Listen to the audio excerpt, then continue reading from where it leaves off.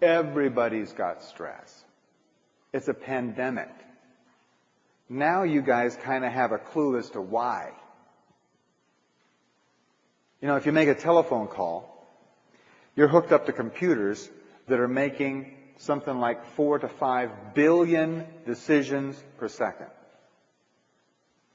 Your mind is doing 24.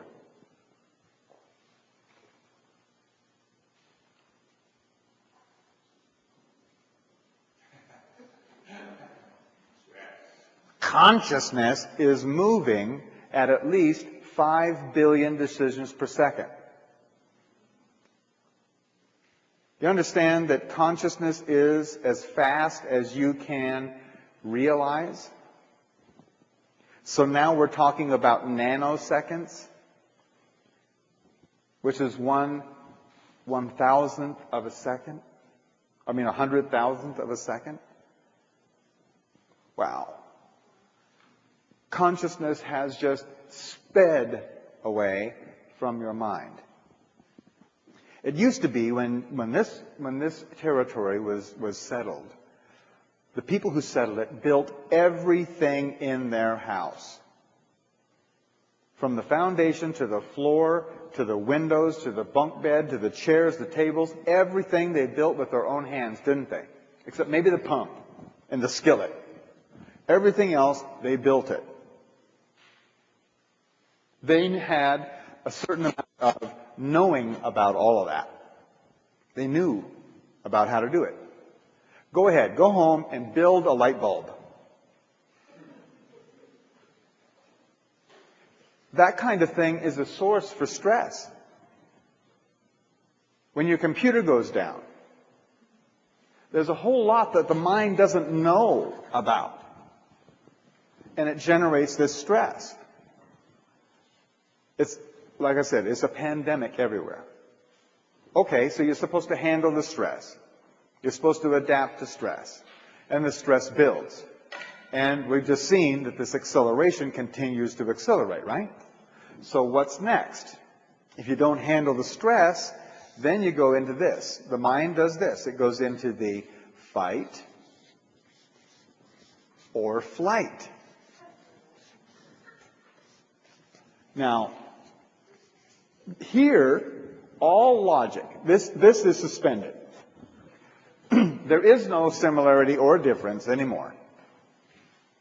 It's just a drop of adrenaline in your system, and the body is supposed to either run away or fight its way out to preserve your idea of survival. That's the mechanism.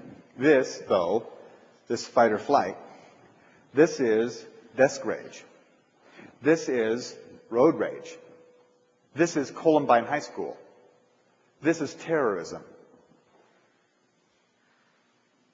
And all wars. That's what this is. And that is on the massive increase, isn't it? So what happens if you can't fight your way out, you can't run away? For instance, if you go and punch the boss in the nose, or your teacher, then you're going to end up in jail or at least out of a job. Right? So if you can't fight your way out, you can't run away, what's left? This. Oh, I want bigger. There's one last-ditch effort on the part of the mind to survive this.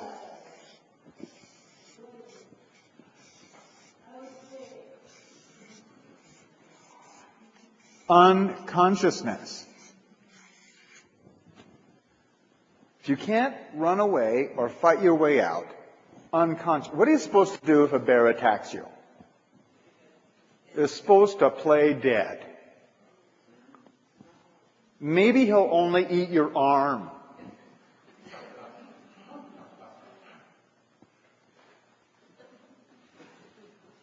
You've seen other animals use that technique, haven't you?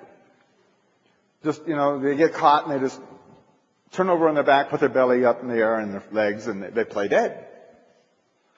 It is a survival tactic. It just also happens to be the mother of all addictions and the father of all suicides. Basically, this is a denial of experience. And the southern belle don't faint dead away. Thump. What happened here? No one clubbed this woman in the head. She just decided to deny the experience. Didn't she? All addictions are a person's chosen method to remain unconscious.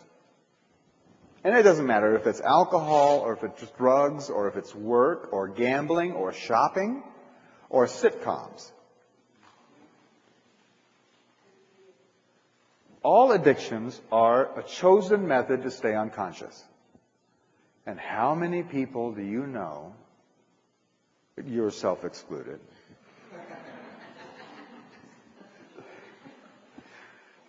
are stuck in that sort of thing? A whole bunch of people, huh? Are you starting to get the impact of what this acceleration means? 400 years ago, people had lots of time to sit and ponder things before they changed.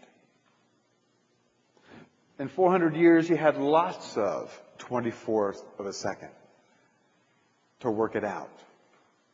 But now, it's not that way, and it's going to get faster and faster on everybody you know, including yourself. This is a serious situation. This is why the world looks like it's going to pieces. Because it is. The mind was not built for speed. It was evolved when things were going a lot slower. You know, trying to keep your mind up to speed is sort of like taking your donkey for a run behind the family station wagon at 75 miles an hour. It's just not pretty. But that's what's happening to everyone. And it's going to get even more dramatic in the future. Okay? So, we're going to replace a tape.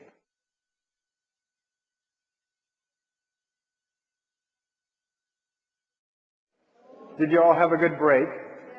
Okay. That was a really good time to do it, too, in the talk, actually. I would venture to guess that this is a bit different than you expected. Then we were going to talk about the Mayan calendar, and it's a bit.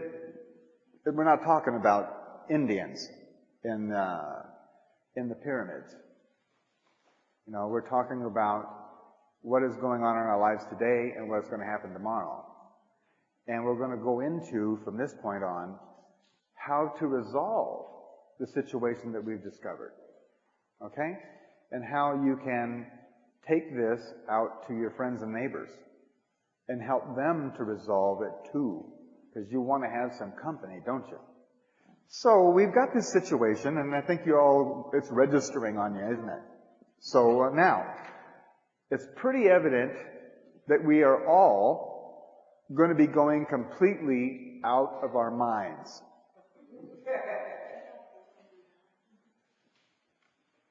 It's going to happen. So we might as well go ahead and look